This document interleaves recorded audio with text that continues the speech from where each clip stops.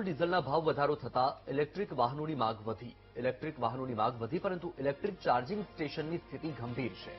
કરોડોના ખર્ચે બનેલા હાઈટેક ચાર્જિંગ સ્ટેશનો ધૂળ ખાઈ રહ્યા છે। દ્રશ્ય તમારી ટીવી સ્ક્રીન પર નવરંગપુરા મલ્ટી પાર્કિંગમાં બનાવવામાં આવેલ ચાર્જિંગ સ્ટેશનમાં ધૂળનું સામ્રાજ્ય જોવા મળી રહ્યું છે। વર્ષોથી ચાર્જિંગ સ્ટેશન કરાયું છે તૈયાર, પણ વાહન ચાર્જિંગ માટે આવતા જ નથી। એક બાજુ પેટ્રોલ અને ડીઝલના ભાવમાં સતત વધારો થઈ રહ્યો છે અને બીજી બાજુ ઇલેક્ટ્રિક વાહનોની માંગમાં પણ વધારો થઈ રહ્યો છે, પરંતુ અમદાવાદ મ્યુનિસિપલ કોર્પોરેશનની વાત કરવામાં આવે તો કોર્પોરેશને ઇલેક્ટ્રિક વાહનો માટે ચાર્જિંગ સ્ટેશન તો બનાવ્યા છે, પરંતુ આ ચાર્જિંગ સ્ટેશનની પરિસ્થિતિ તમે જે રીતના જોઈ રહ્યા છો તે અચરજ પામે તેવી પરિસ્થિતિ છે। નવરંગપુરા મલ્ટી પાર્કિંગની અંદર આજે ચાર્જિંગ સ્ટેશન બનાવવામાં આવ્યું છે।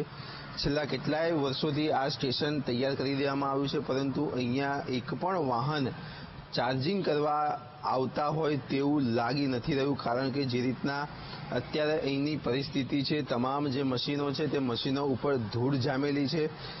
આસપાસ અહીંયા ગંદકીનું પણ સામ્રાજ્ય જોવા મળી રહ્યું છે। ત્યારે અમદાવાદ મ્યુનિસિપલ કોર્પોરેશન દ્વારા જે ઇલેક્ટ્રિક વ્હીકલ ચાર્જિંગ સ્ટેશન જે તૈયાર તો કરી દેવામાં આવ્યું છે, પરંતુ તેની સાર સંભાળ રાખવામાં નથી આવતી। અને બીજી માહિતી એવી પણ સામે આવી છે, જે લોકો અહીંયા રોજિંદા અહીંયા આવતા હોય છે તે લોકોએ ઓફ કેમેરા માહિતી આપી હતી કે અહીંયા એક પણ ગાડી ચાર્જિંગ કરવા આવતી નથી। અમદાવાદ મ્યુનિસિપલ કોર્પોરેશનમાં પણ અનેક વ્હીકલો ઇલેક્ટ્રિક છે, તેમ છતાં તેવી ગાડીઓ પણ અહીંયા ચાર્જિંગ કરવા માટે આવતા નથી, બીજી જગ્યાએ ચાર્જિંગ કરે છે। એટલે કે આ જગ્યા ઉપર જે ચાર્જિંગ સ્ટેશન તૈયાર કરવામાં આવ્યું છે તે ખરેખર આઈડિયલી પરિસ્થિતિમાં જ જોવા મળી રહી છે અને મશીન ઉપર પણ ધૂળના કહી શકાય કે ધૂળ જામી ગઈ હોય, ધૂળની રજકણો જે છે તે રજકણો નહીં પરંતુ હવે ધૂળની દિવાલ બની ગઈ હોય તેવા પણ દ્રશ્યો અહીંયા કેમેરામાં કેદ થયા છે। ત્યારે ખરેખર અમદાવાદ મ્યુનિસિપલ કોર્પોરેશન